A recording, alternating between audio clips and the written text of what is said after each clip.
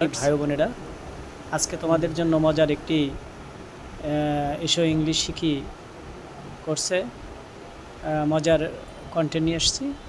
এটা imperative sentence. সেটা তোমাদের আগেই বলেছি যে ইম্পারেটিভ সেন্টেন্স কাকে বলে, সেটা আদেশ, নিষেধ, উপদেশ এই ধরনের যেটা বোঝায় সেটা হলো ইম্পারেটিভ সেন্টেন্স। আমি ইম্পারেটিভ সেন্টেন্সের কয়েকটি উদাহরণ এখানে দিয়ে দিয়েছি, তোমরা নোট করো এবং মন দাও এবং ভিডিওটি ভালো করে দেখো, তাহলে তোমাদের কাজে লাগবে। হেলায় ভিডিওটি টান দিয়ে উপরে দিও না। দেখো, do not run in the sun, রৌদ্রে দৌড়ায় না, মানে না করছে। ডু নট ডিস্টার্ব মি, আমাকে বিরক্ত করো না, এটাও নিষেধ করছে। প্লে ফুটবল, ফুটবল খেলো, এটা আদেশ করছে। রিড দ্য বুক, বইটি পড়ো, এটা আদেশ করছে। গো টু স্কুল, স্কুলে যাও, এটাও আদেশ করছে। ড্র দ্য পিকচার, ছবিটি আঁকো, এটা বলছে। ডু ইট, ইহা করো, আদেশ। ডু দ্য ছাম, অঙ্কটি করো। গো আউট, বাহিরে যাও।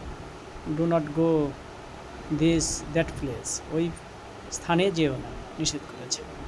মজার বিষয় হলো, সবচেয়ে ইম্পর্টেন্ট যে কথাটা সেটা হলো তোমরা যে ভার্ব থাকবে, স্ট্রং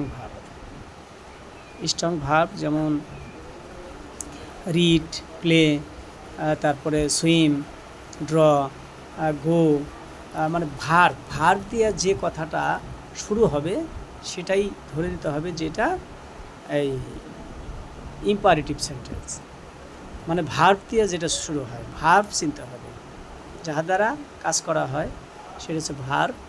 এই ভার্ব থেকে যে সেন্টেন্সটা শুরু হবে সেটাই হবে হলো এই ইম্পারেটিভ সেন্টেন্স। আমি সেইভাবেই দিয়ে দিয়েছি, অবশ্যই দেখবে এবং নোট করবে।